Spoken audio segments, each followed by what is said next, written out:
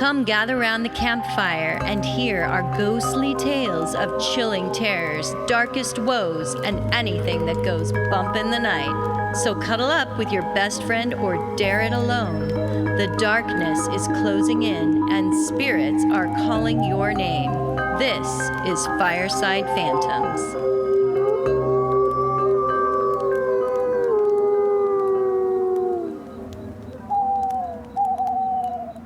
Carol, do you remember a couple weeks ago you did an episode on family curses? No, I don't remember. You don't remember that? It was a long time ago. So much has happened. No, I do. I know. Evil eye, family curses, and all that. I kind of said there at the end that I actually think there's a curse in my family. I know you left us with a big cliffhanger. I know, but I didn't quite understand how it all worked. What all of it was. So I did go and talk to my mom, and she told me the whole story. So here's how my family curse worked out. This is a little addendum to your stories from 2 weeks ago. Yes, I was hoping to get the recap on all of that. So this is on my mother's father's side of the family. So my mother's dad. His family came over from Finland in like the 1870s. And they ended up moving out to the Blue Mountains of Eastern Oregon. And the oldest son was named John Peter. I'm not going to give a last name because I have not cleared this with any of these relatives. And luckily for us, they don't listen to the show. Oh, thank goodness. Yeah. So I don't tell any of my relatives about the show. Exactly. I keep it on the down low. I don't want many people to hear it. So no. Great way of marketing. I thought so. So this actually starts in 1912. Now, it might even go back further than this, but this is as far back as we know. Okay.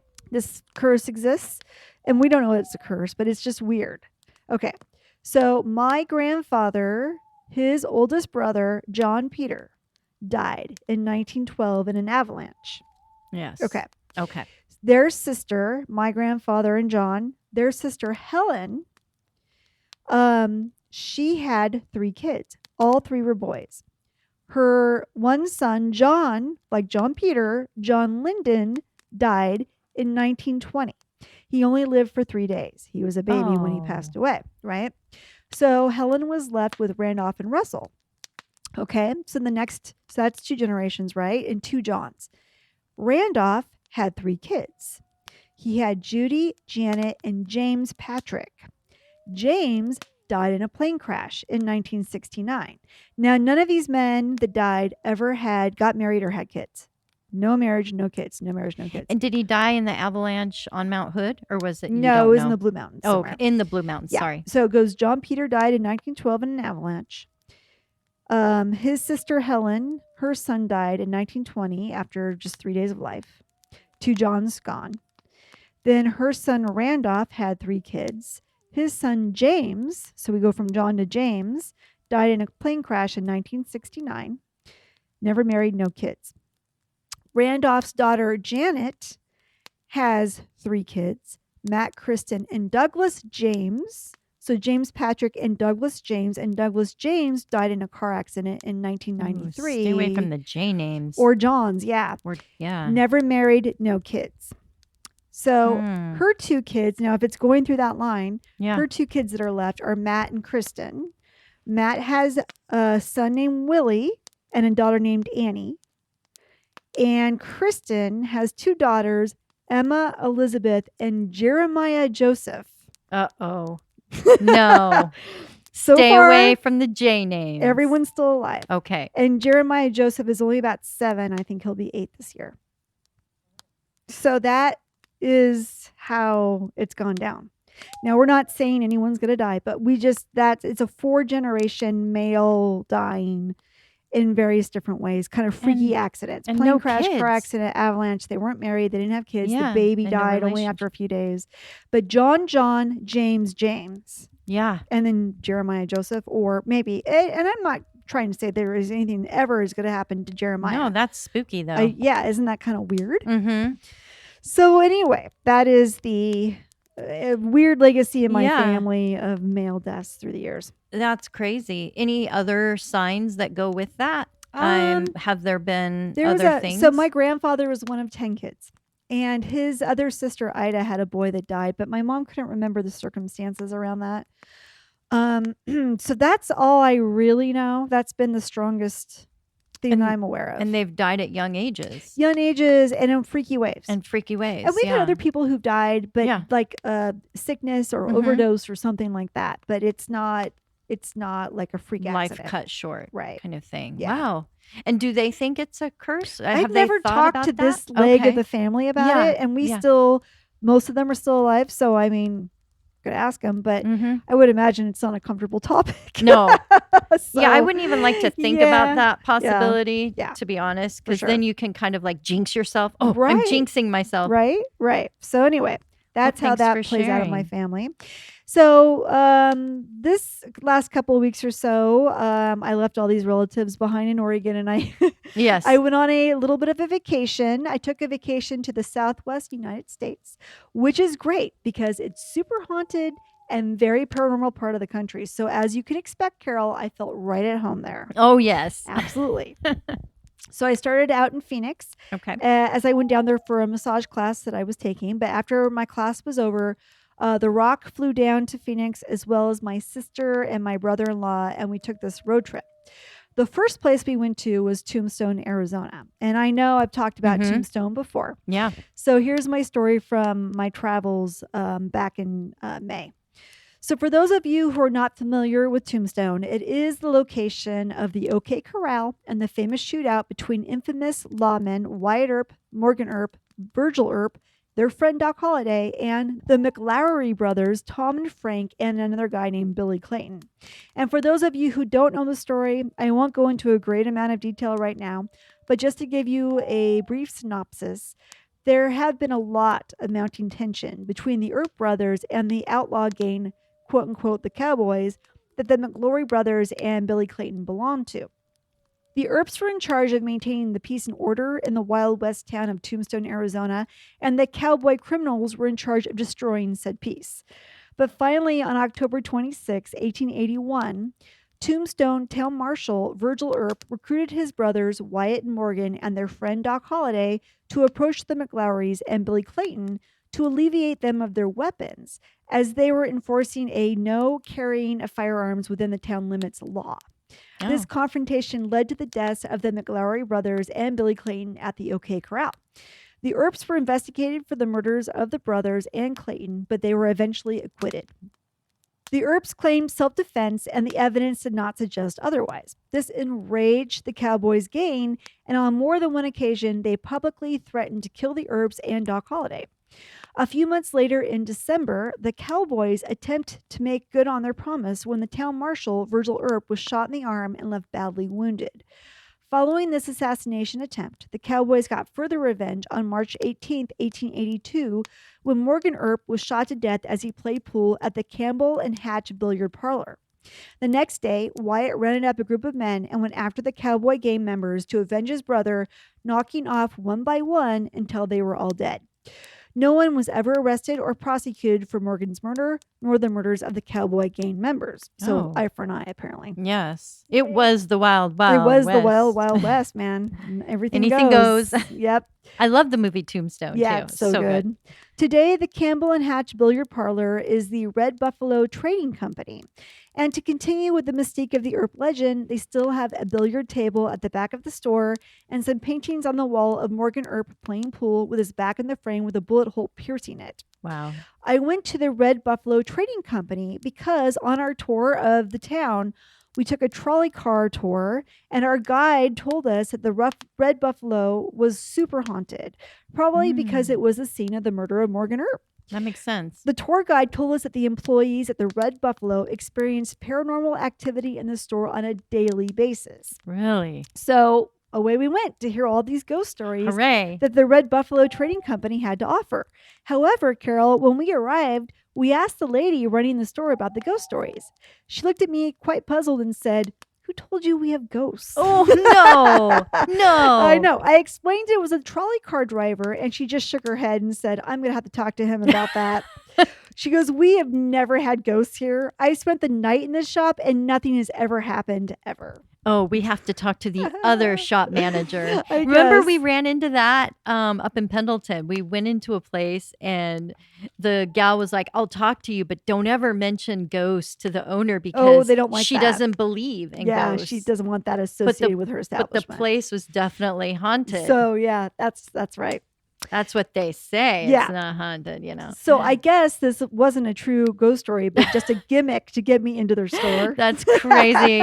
That trolley It worked guy. though. It worked. Yeah. So, but I do know that the Birdcage Theater, also in Tombstone, is supposedly very haunted. And I did talk about the Birdcage Theater in episode 77 of our podcast. Yes. But because it was part of my vacation, I'm going to talk about it a little bit again. Sure. The Birdcage Theater was a brothel and a saloon back in the day, and probably the oldest, most authentic building still standing in Tombstone today, as many of the other buildings in town were destroyed by fire and then rebuilt, but not the Birdcage. The Birdcage Theater opened on December 26, 1881, so the day after Christmas. Nice. At first, it's thought to be a respectable theater with acts that would appeal to women and children, but ultimately the owners caved and gave the people of Tombstone what they really wanted: poker, booze, sex, and debauchery. And I think it's so respectful of them to open the day after Christmas Right. and not on or before Christmas. Right. Well, you got to you know? worship Jesus' birthday. We don't want to Yes. step on that. Take away his thunder. It was a town full of miners after all, so the Birdcage was the meeting place of many a rough and tumble miner who had blown in off the mountains after a long day searching for metals. The ceiling, bar, and floor of the Birdcage are adorned with over 140 bullet holes from all of the shooting of guns, murders, and such. That's fascinating. Yeah. In fact, at least 26 people have been said to have died in the theater via gun or knife fight. The Really? Birdcage consists of a stage along with 12 private boxes along the sides of the theater with chair seats in front. The ladies of the night would close the curtains to the private boxes so they could properly entertain their male patrons. The stage attracted acts such as singers, comedians, cross-dressers, female quote-unquote strong women, and magicians. In fact, one magician nearly died when he claimed he could catch a bullet with his teeth, and one of the audience members pulled out his gun to test his claim for himself. Not that gun, my magic gun. This guy was not part of the act, and the magician was like, no, sir, that's okay. Yeah. The Birdcage is also known to host the longest poker game in history. The buy-in was $1,000 and it lasted for 8 years. No, it didn't. Yes, it 8 did. years? That's what they say. The players included George Hurst, Diamond Jim Brady, Adolphus Bush of Anheuser-Busch fame, Doc Holliday, Bat Masterson, and White Earp. It is said that it was played 24 hours a day, 7 days a week, and then during its span, about $10 million was gambled about. Now, I'm not exactly sure how they can play for 24 hours a day, 7 days. I mean, you got to eat and sleep sometime. Yeah. So something was amiss with the story. It's one of those, I caught a fish this big type of a thing. I mean, that's a problem when you do research online. You're going off the articles and assuming they did their research, but a lot of them are just recycling old stuff, stories from other sites that didn't do their research. So things change. It's like the game of telephone, right? Yeah. Well, and I envision too that they probably just had a poker table that they played at every night. Yeah. Or And had maybe like that's- stand-ins or substitutes, Yeah, like if they were and- out sick or something. Yeah, that they just showed up every night and that Yeah. was what they did. Oh, it's the longest poker game ever played. It's like, yeah, we'll see. Yeah. So anyway, when the boom of the mining town eventually died out, so did the Birdcage, closing in 1892. The building had as much of its original structure, artifacts, and furniture as possible from those days, as well as some ghosts. Said to be haunted by the spirits of the former prostitutes and cowboys, the Birdcage Theater is home to a lady in white that employees have seen all over the theater. They also hear the sounds of poker being played late at night when everyone is gone. Employees have been touched, they've heard disembodied voices, and they've even seen naked ladies walking through the theater and disappearing into walls. Oh. I did not take a tour of the Birdcage this time, but I've done it before. It's just a cool old building with a ton of interesting history and apparently some interesting ghosts. Okay, so the next place that we went to was the town of Jerome, Arizona, which is one of my most favorite places on the planet. Yeah, you were telling me. It's cool. It's a cool place. It was another mining town incorporated in 1899 in which they largely mined for copper, but the mine also produced gold and silver. Jerome sits on the side of Cleopatra Hill, which is 5,000 feet above sea level, with spectacular views of the Painted Desert all the way to Sedona, Arizona. Jerome turned out to be the richest copper deposit discovery in the world. However, the town was close to abandoned in 1953 when the deposits ran out and the miners moved away. Eventually, the town became a legit ghost town until the few remaining residents were able to turn it into a tourist attraction and established it on the list of National Historic Landmarks. Today, Jerome is a booming tourist town, complete with restaurants, bars, retail shops, art galleries, wine tasting rooms, parks, paranormal tours, and historical mining tours. Sign me up. It's cool. It's very cool. They really play up the ghost theme. We, of course, ate at the Haunted Hamburger restaurant, which is haunted by the ghosts that like to steal hammers from the work crew that renovated the place. Other businesses exploiting the creepy theme of the town include the Jerome Ghost Pepper Company, the Ghost City Inn, which is a bed and breakfast, the Asylum Restaurant, the Wicked City Saloon, the Spirit Room, and the Turquoise Spider. I love the names of the rooms that they have. Isn't that cute? Yeah. Yeah, it's very cute. And of course, they have paranormal tours, ghost tours, that type of thing. Though the whole town is filled with ghostly and paranormal lore, the most haunted of these buildings is the Jerome Grand Hotel. Built in 1926, the hotel was originally the United Verde Hospital, named after the company that owned the mines.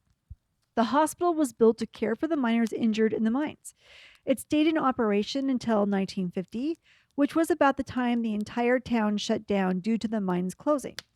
The hospital was mostly boarded up and left alone until 1994, when it was bought by a New York businessman named Larry Alter, who decided to move to Jerome to pursue his love of art. He decided to renovate the hospital and turn it into a grand hotel. In the book Haunted Jerome by Patricia Jacobson and Midge Stuber, Larry's girlfriend at the time said that before renovations of the hospital began, she and Larry had walked around in the hospital. He wandered away from her for a while, but when she found him again, he was crying. He couldn't even talk. He was so upset. Later in the day, she got him to talk about what was wrong. He said as he was walking around the hospital, he came to a room in which he remembered that years before he had died of a chest wound. What? Yeah, he said he just knew it, which is probably what compelled him to buy the place in the first place, you know? Yeah. Interestingly enough, Larry would die again in 1996, only 2 years later. I'm not sure what he died of in 1996, but perhaps that is why he felt compelled to buy the old hospital, because he had been there before in a past life. So the hospital, during its 24 years in operation, was the host to over 9,000 deaths, with a long list of people dying way too soon. Mining accidents, illnesses, and suicides were the main causes of death in Jerome, and not all the deaths were of miners. 2 maintenance men hung themselves in the boiler room of the hospital. Oh, not the boiler room. Yeah, it's always the boiler room. A few people jumped to their deaths from the roof. One was even in a wheelchair at the time. An apparition of a young boy, ghost cats, and disembodied faces and voices had been seen within the walls of the hospital/hotel. I like ghost cats. I do too. I would like a ghost cat. Yeah. That'd be cool. Another ghost said to haunt the mirrors of the hotel is that of maintenance worker Claude Harvey. Claude had gotten himself involved with a nurse at the hospital and apparently might have said something to the wrong people about how this nurse was being treated at the hospital. His body was discovered at the bottom of the elevator shaft, his decapitated head under the elevator. Gross. I know, really. No one believed it was an accident, as Claude was very good around elevators and a very astute handyman. The rumor was that he was murdered and then placed under the elevator to make it look like an accident. I think it's funny you said he's very good around elevators. Like, you have to have skill to, Well, operate an elevator. I think if you're in a Maybe shaft, back you got to then. know how to look up to see if an Okay. elevator is coming. That's true. Yeah. One of the maids and a few of the hotel guests have seen Claude's face, black and blue, bloody, and dismembered, floating in the mirrors of the hotel. Oh. Ooh, Or is that their reflection? maybe. It's the lighting. Another interesting story was that of a maid who was cleaning out one of the rooms of the hotel after checkout. She saw a man walk down the hall to one of the empty rooms dressed in a shirt, jeans, and a ball cap. She decided to follow him to see if he had forgotten something, but when she entered the room, he was nowhere to be found. There was no other way out of the room other than the way she entered, so the maid didn't know what to make of it and shrugged it off. So a few weeks later, the maid was called to that exact same room that she saw the man in the baseball cap wander into. A couple was staying in this room, and the man had collapsed on the ground. 2 other guests were giving him CPR. When the maid got to the room, she recognized him as the man she had seen 2 weeks earlier wearing the exact same outfit. Oh, wow. He died right there in that room, and his spirit had visited just a few weeks before. Essentially, what she is saying is that she saw this man, clear as day, solid apparition, walk down the hall and into a room after everybody else had left, and he was wearing t-shirt, jeans, and a baseball cap. Yeah. She went in to see if she could help him with anything, and he was gone. Well, okay, that's weird. I mean, she does work in a haunted hotel, so perhaps. But then 2 weeks later, this couple staying in that very room, and she hears yelling, and she goes down there, and another couple who I think were doctors were in there, and the guy has collapsed, and they're giving him CPR.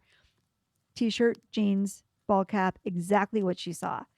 So she's basically saying his spirit visited here 2 weeks before his death. Yeah, or she had a premonition. Or she had a premonition, but maybe she saw his spirit going, this is a good place to go.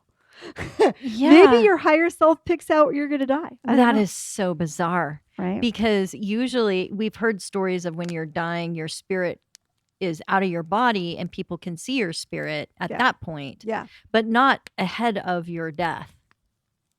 So very interesting, though. I want to hear people's theories on this. Yeah. Because that's unusual. It is unusual. Good story. Yeah, good stories. So I got those from that Haunted Jerome book, which I bought in Jerome, and it was like $25. Oh my gosh. And it's like this thin. It's like a tiny book. And I was like, it's what? How much now? Oh. Yowzers. Okay. You're not going to find these stories just anywhere, guys. No. Holly paid $25 to bring that story to you. I'm probably the only one. No. But here's the thing. If you're ever in Arizona, go to Jerome. You'll love it. It is the coolest town. It's just the views alone are worth it. It is gorgeous up there. After Jerome, we headed to Sedona, which is about 40 minutes to the east and is, of course, home to the most beautiful red rocks. You know, those gorgeous Sedona pictures you see. Right. It's also known for its energy vortexes that hum around the entire region. And it's searing heat that boils your blood alive. You know, it's in northern Arizona, so it's not as hot as like the Phoenix Valley. I didn't know that. Yeah, it's a little bit cooler up there. The vortexes around Sedona definitely give it the reputation as being a place for spiritual healing and paranormal experiences. Oh, yeah. Yeah. Sedona is known for being a very big hotspot for UFO sightings. Yes. There are 4 criteria that make an area a UFO hotspot. Number 1, the area is considered sacred and marked by ancient monuments. Check for Sedona. Check.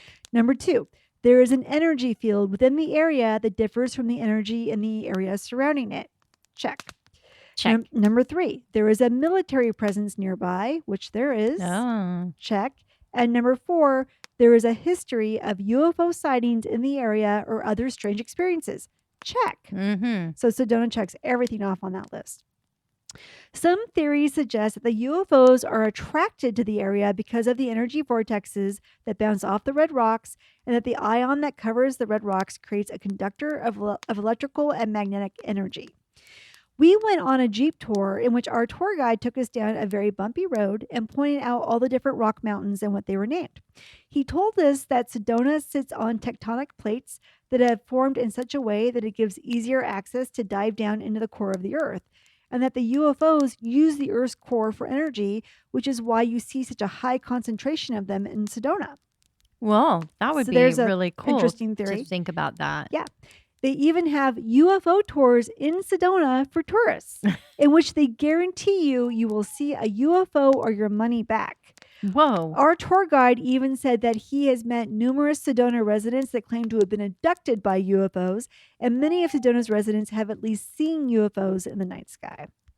And I totally would have gone on that UFO tour had I known it existed, but we took the Jeep tour right before we left town, so I was like, oh, son of a bitch. Oh, that would be so cool. I wonder how hard it is to differentiate something like that in the night sky versus like a shooting star or a meteorite or something. And they could like point that. to anything. They could have their buddy out in the desert with a flashlight, putting up drones. and going, look, there it is. You see it?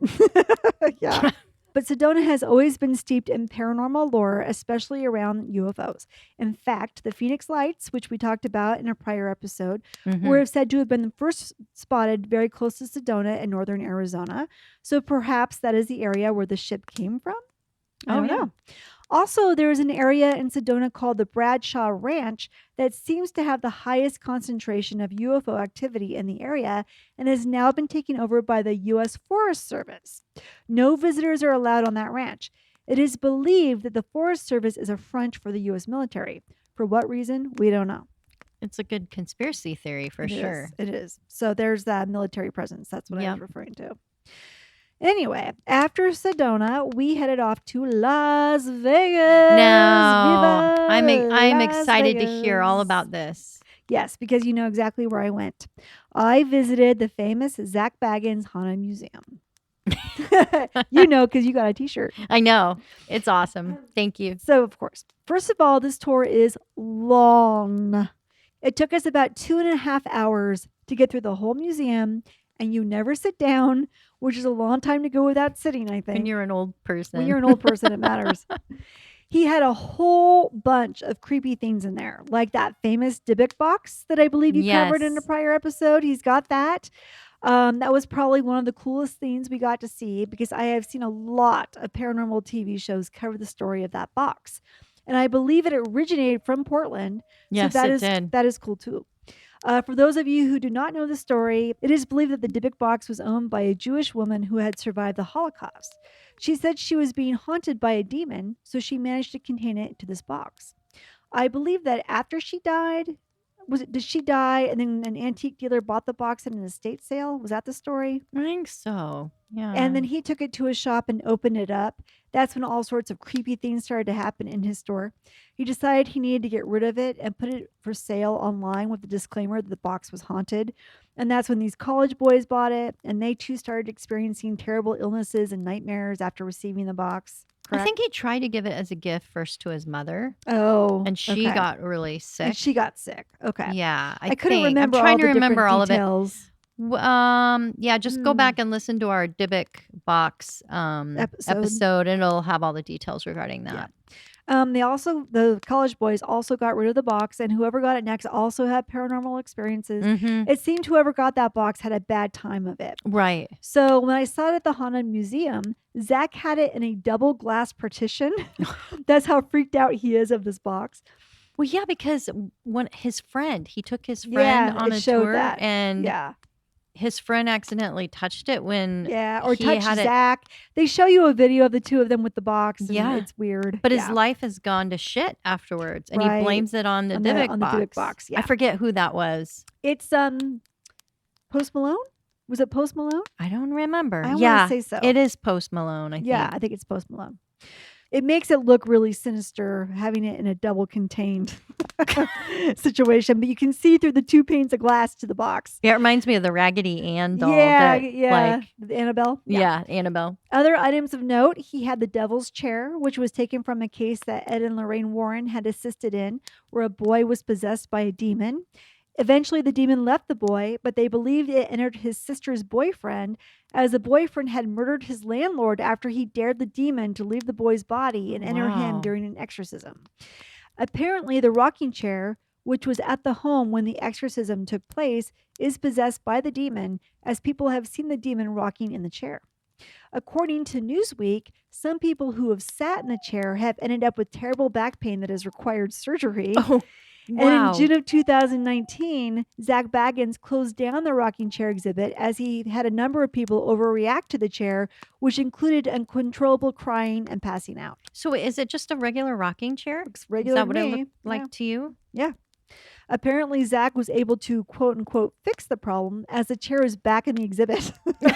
So it makes me wonder if they just do that for publicity purposes. I don't know. Or if there's something to it. So, other items of interest in Zach's museum were a lot, and I mean a lot, of creepy dolls. Possessed dolls, dolls that apparently move on their own, dolls that look sinister and creepy, dolls in which you aren't supposed to look directly into their eyes because they will possess you, stuff like that. Wow. Creepy.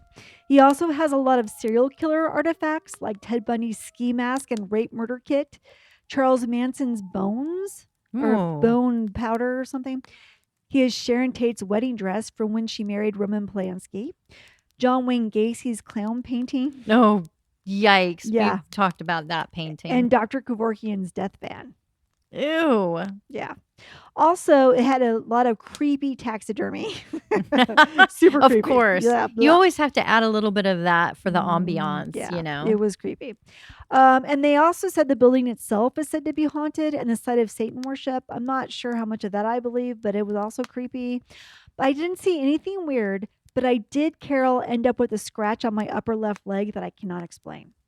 So that was my experience through the very haunted and paranormal Southwest United States. I would suggest this road trip to anyone who is interested in seeing all of that cool stuff. Thank you, Holly. Thank you, Carol. Those are great stories. Be sure to book your trip I felt soon, like everybody. I was just traveling right with you in your experience there. Good. So, what do you have to tell us about the very creepy gorge, Columbia River Gorge? Well, I am going to talk about one of the best areas I feel of Oregon. It's the Columbia Gorge, where you can enjoy beautiful hikes, magnificent waterfalls, and see the majestic views of Mount Hood, all while windsurfing in Hood River or relax at the cute cafes or brewery with a craft beer. Many blushing brides have had their wedding venues in the Columbia Gorge, my daughter being one of them. That was a beautiful wedding. Thank you. We were surprised to hear from some of her friends and bridesmaids that the venue she had chosen for her wedding had an interesting history and was possibly haunted. Even more surprising was the rumors of an aquatic monster that was sometimes spotted in the river, much like Nessie of Scotland. Yeah. So settle in, because there are so many tales of haunted and historic locations in the gorge. And today, I'm going to dive into some of those most famous places. Awesome. I love the gorge. It's one of my most favorite places on the planet. It's just gorgeous. First up is the Columbia Gorge Hotel. And I think I might have mentioned this hotel in the past on one of our episodes, but I'm revisiting this today for you and diving a little bit deeper into the history. It's a 96-year-old hotel. And it has a reputation for being very haunted, as well as being a popular wedding venue. And the hotel is nestled on top of a cliff on the Oregon side of the gorge with stunning views of the Columbia River, and it has its own waterfall. 7 acres of beautiful grounds, complete with a little footbridge, well-tended gardens, and friendly little ducks gliding in a stream that runs through the property. I know. Quack, quack, it quack, makes you want to go there right now. I do like the gorge. But now remember, Columbia River Gorge Hotel. This hotel, though, isn't all that it seems. Really? It's very scary and they haunted. also shot an episode of Grimm there. Oh, I didn't know that. What season? I never really watched Grimm, but my boyfriend's daughter showed us the episode they shot at the Columbia River Gorge, and I have no idea what season it was. That's so cool. I'll have to look. I kind of gave up watching, too, after I was no longer on it. Yeah. You're like, screw you guys. I just got busy. But the hotel now is listed on the National Register of Historic Places and was originally built in 1921 by Simon Benson, a key figure in the development of the Columbia Gorge Scenic Highway. So Benson also built the Benson Hotel. Oh, okay. I believe. Yeah. In Portland. So Benson had a vision of a grand hotel at the end of the highway, and he brought it to life in the form of a mission-style red tile roof of the Columbia Gorge Hotel.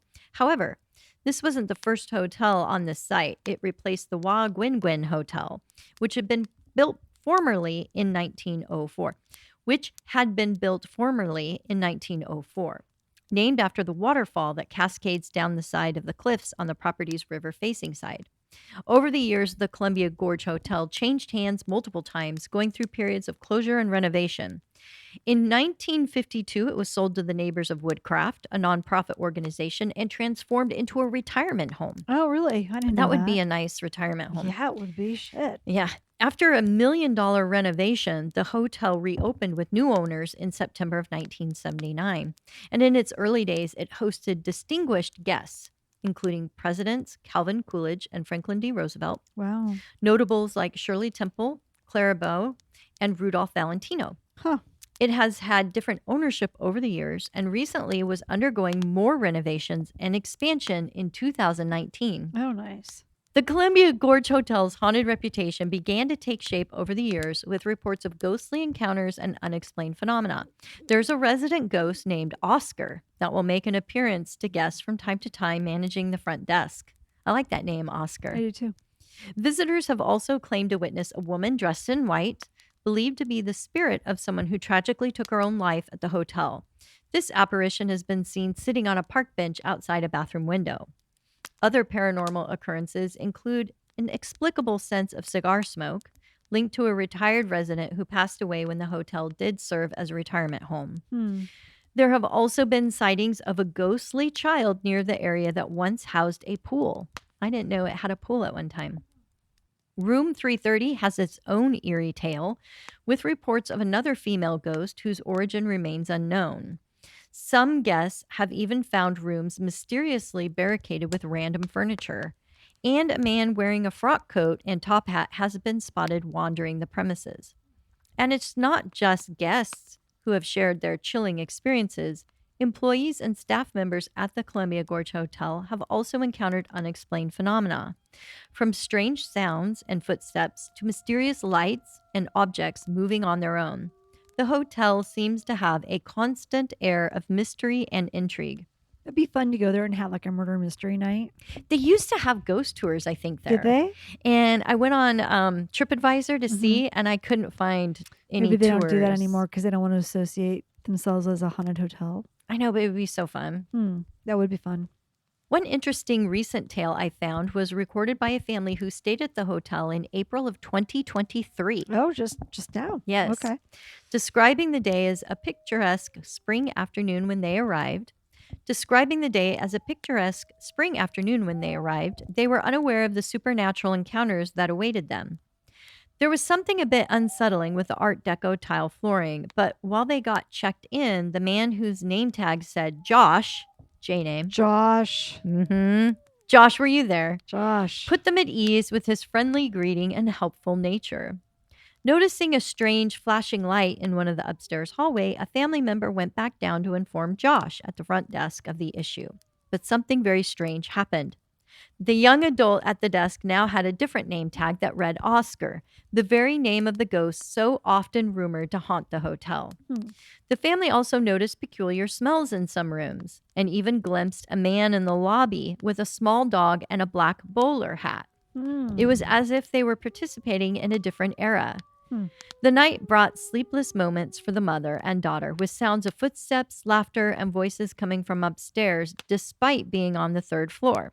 Weird. Yes, and I think it is odd that Oscar, the ghost, looks just like the former man that checked them in with the name tag Josh. So maybe he was pranking them? Maybe. What do you think? Probably. Yeah. Another couple who was unaware of the hotel's reputation, they found themselves on the second floor enjoying the scenic view of the water. However, on the second night, peculiar events unfolded. The motion-censored light in the room turned on 3 times during the night, even accompanied by the sound of a door creaking and closing. Temperature shifts further added to their experience. Despite these occurrences, they found the historic hotel charming and its grounds lovely, leaving them with no qualms about returning in the future. A brave soul in 2021 embarked on a birthday trip to the Columbia Gorge Hotel, booking one of its most haunted rooms, room 328.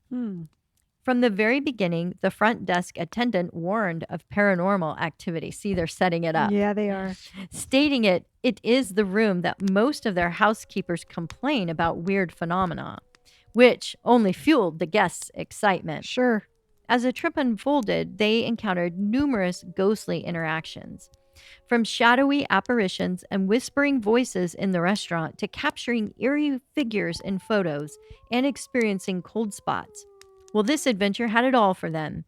He, the birthday boy, captured children fingerprints on the mirrors and heard giggling.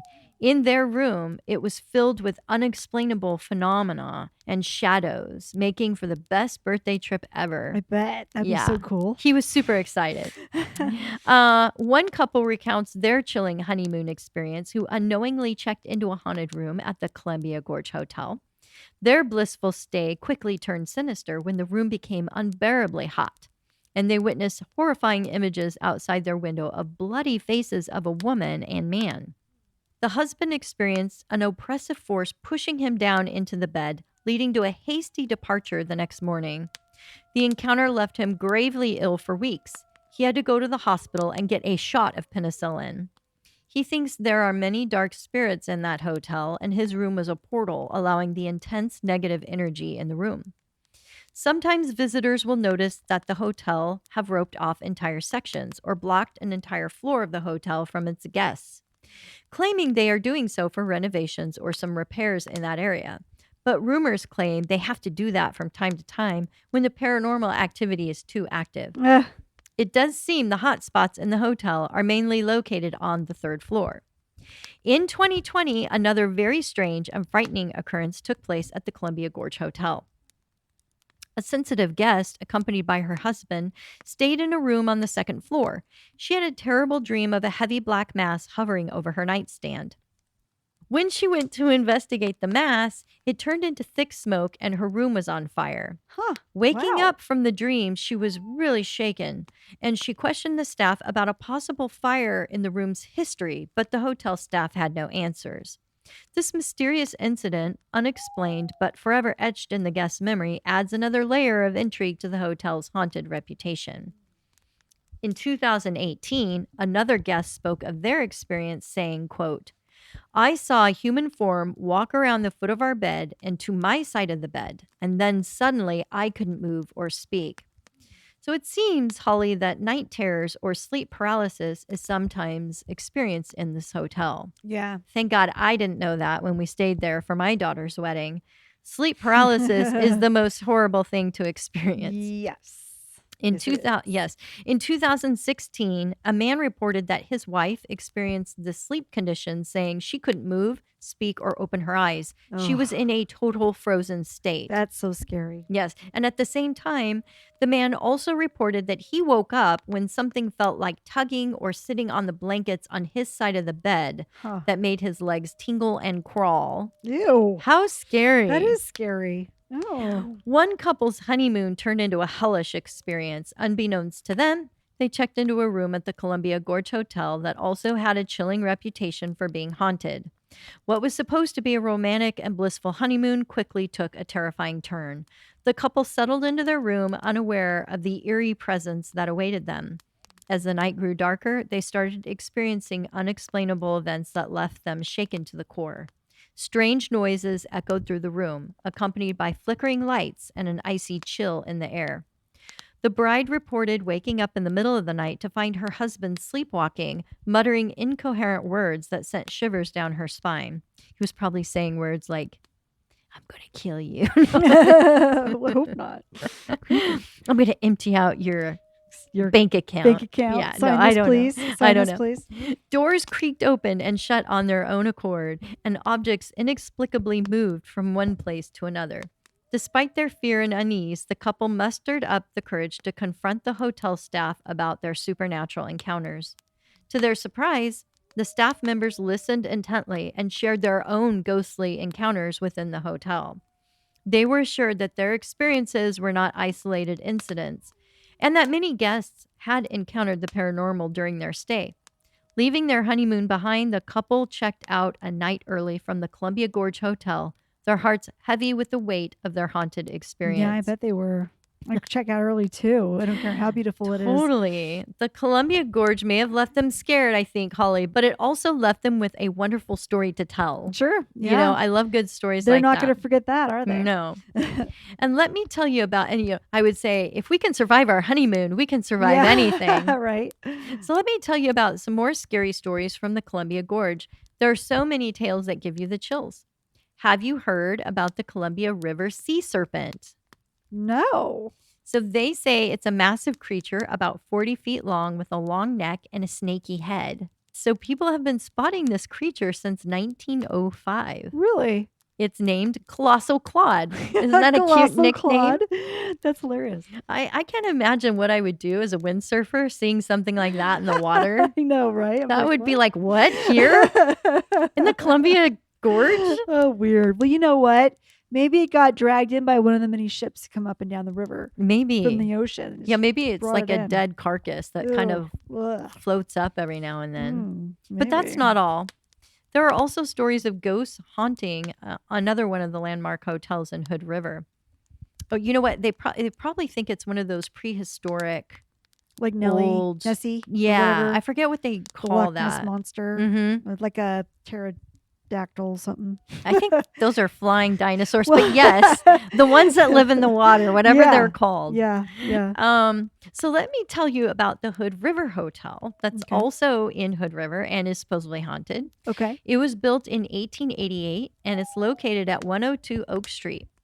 This historic hotel is the oldest inn in town and rumored to be haunted by a former owner, Ms. Ola Bell, who owned the hotel for 30 years and supposedly haunts room 319. It's all 319. about floors with threes. Yeah. Have you noticed that in ghost stories with It does hotels? seem like threes show up quite a bit. And like the same numbers over and over again, like 311, 319. Right. It's strange. Huh. And there have been some pretty eerie things happening there. You've got, in this hotel, disembodied footsteps, phantom phone calls when there's no one at the reception desk, and doors that open and close all on their own. Huh. Spooky stuff, Very right? spooky, yeah. Well, how does it look? What does the hotel look like? This is what it looks like. Oh, yeah. I think we've seen it before. It just looks like a brick Building. building, kind of like an apartment building. But it looks like it's been nicely renovated inside. So Mhm. I actually came across a review from a guest named Kathy W. She stayed at the Hood River Hotel on August 7th, 2018. Mhm. And let me tell you, her experience was something else. She and her daughter were looking for a room because their original reservation got messed up. Okay. So I think they were booked at a different hotel. And Probably the Columbia River Gorge and it was too haunted. Oscar was up to his He tricks. was like, oh. Let's lose this Bolo reservation. Hat Man was like, can I help you, ladies? Well, they thought this hotel looked cool from the website, so they decided to check it out. Mhm. When they arrived, the hotel did seem a bit run down, but still had that small town charm to it. Kathy asked if she could see the available room before making a reservation, and they had no problem with showing her that. Okay. They got this old-fashioned key on a brass tab. I love that. And went up to the third floor since the elevator wasn't working. Oh, ghost, broken ghost, elevator. Ghost, ghost. The maids were cleaning rooms and everything seemed normal. But as soon as Kathy unlocked the door to room 310, things took a turn for the terrifying. As soon as she stepped inside, she was hit with this wave of pure terror. I mean, we're talking about hair-raising, heart-pounding fear. Wow. She couldn't even go past the doorway into her room. Oh. The bedroom looked dark, and there was another room with a long table to the right, but she couldn't see anything particularly scary. Yet, she panicked. Just this uncontrollable fear came over her, so she grabbed her daughter, and they practically ran out of there screaming, "Go, go, go, get out." Can you imagine being that terrified that That's you just crazy. have to run from the Has hotel? just strong, bad feeling about it. Be like, So strange. "Jeez." Later, Kathy went back to the hotel bar to calm her nerves with a couple of whiskeys I because, bet. well, who wouldn't need a drink after an experience like that? Probably because she found out there was no other rooms other than that one left in the That was hotel. nothing left. She was like, I need these drinks to get me back to that Through the room, night, the yeah. only available room. I'm not driving 3 hours back Nope. to where I came from. No way. And get this, there are other people who actually seek out room 310 because they love staying in haunted places. I think a lot of people would be into that. Yeah. Yeah. Well, there are I'm many- not sure I would, but yeah. No, me either. There are many guests who've had their own encounters with the resident ghost. Take this person who stayed in room 321, right next to the maid's closet. Both times that they stayed at the hotel, they said the ghost made her presence known. The doorknob would turn by itself, footsteps would be heard, and even her suitcase got rummaged through one night. Well, that's just the staff. It is by the maid's closet after all. But this person wasn't scared though.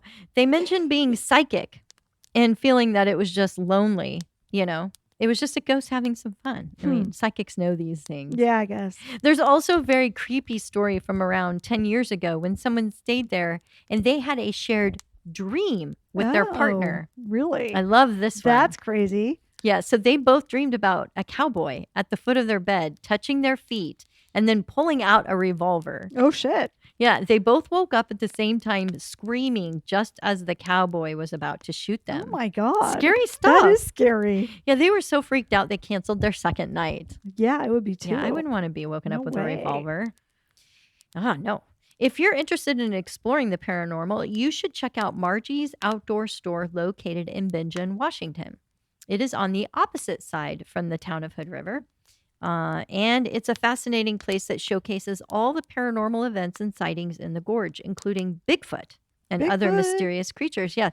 They have this giant map on a wall that pinpoints the locations of all these supernatural encounters. And if Really? you have your own paranormal experience, you can file a report there without any judgment. They even have exclusive arcane adventure maps that guide you to the region's most intriguing and mysterious paranormal hotspots. I We love need that. to go. I know, we've got to do that. It would be We've so got fun. to do that. That would be so fun. Yeah. Another spooky story that is talked about and referenced at Margie's Outdoor Store revolves around a monstrous animal known as the clicky tat ape cat. Can you say that 3 times fast?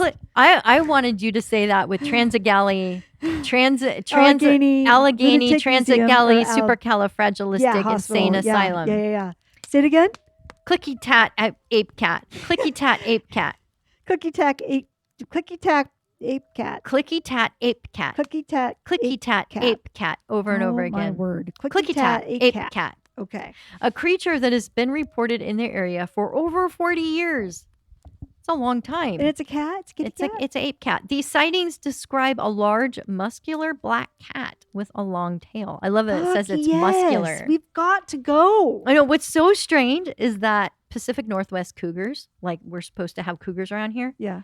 they're not ever supposed to have black fur, though. That's not native to Well, Portland. that doesn't mean it's a cougar. You mean the ape cat? The ape cat. They think it's a cougar. No, it's not. Okay. It's a leopard. Well, all right. Well, or a panther. It's a Panthers panther. Are black, right? A black panther. Some reports even mention the creatures being enormous, as tall as 5 feet at the shoulder. Can you pet it? No, it's got really intelligent eyes and a flat face resembling a monkey. Like this? Okay, our people. No, it doesn't look like that either. That's a monkey body with a cat face. You have it reversed. Wait, it's a monkey face with a Holly, cat body. Just go with me on this. Just go with me. It's an imaginary creature that isn't seen at the zoo. There are even stories that some believe that when they see them, they vanish very quickly. So they might be paranormal in nature or skinwalkers. Skinwalker. Yes. And there's stories from different cultures around the world about, like what you said, supernatural black panthers. But these panthers are sometimes depicted as powerful protectors. So let's hope the clicky tat ape cat is Do you think he hangs out with kind. Bigfoot? Probably. They're probably pals. Yeah. Clicky cat. Cat.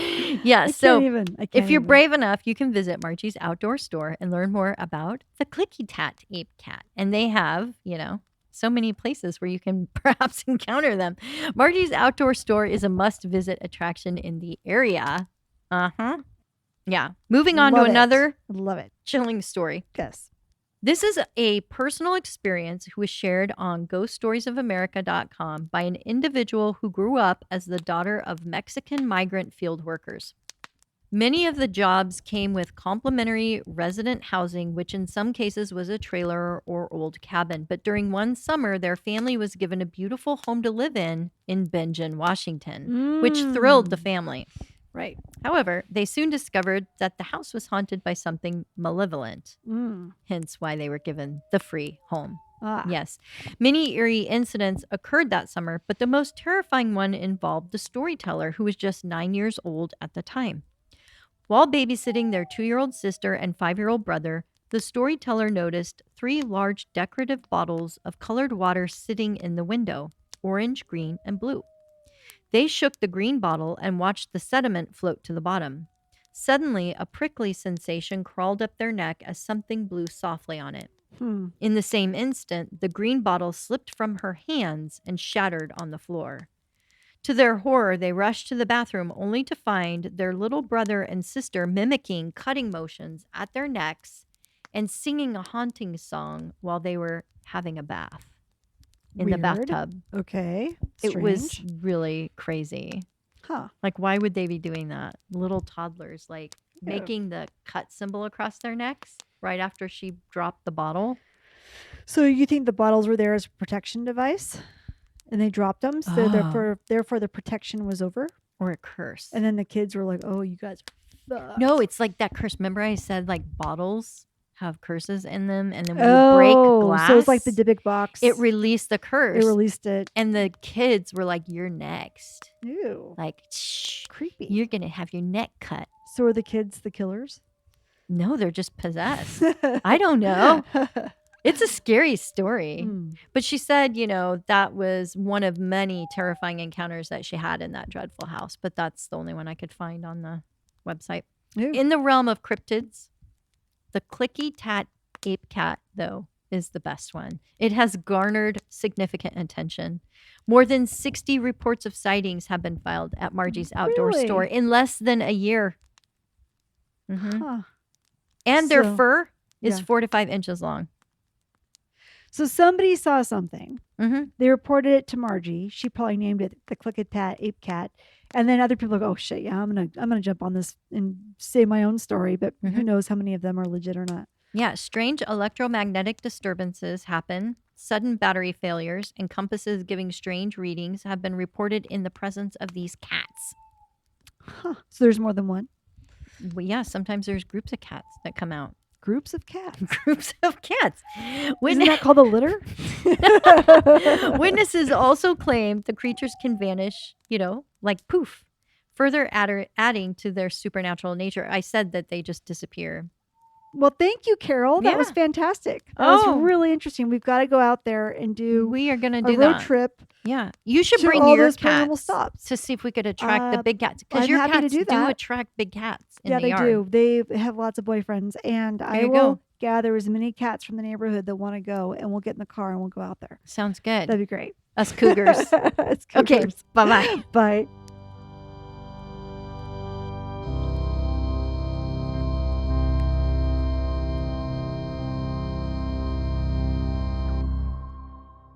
My thing. Our order is on its way, and it will arrive between Yum, yum. 1:53 Okay. and 2:03. So we got to put this on pause while we But get our it- Grubhub. It's not here yet, so Oh. we still have some time. Okay. All right. It was built in 1926. The hotel. What's wrong? Oh, that's our Grubhub. Okay, we'll be back. In the book Haunted Jerome by Patricia blah, blah, blah, blah.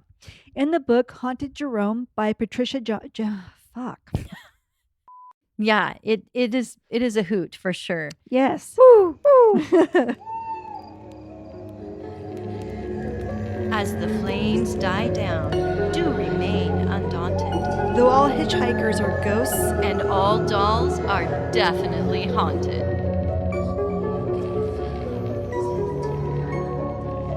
hey guys, be sure to follow us on Instagram. Our handle is @FiresidePhantoms. If you have a spooky story you would like to share with us, send it to firesidephantoms@gmail.com, and you may hear it on a future episode.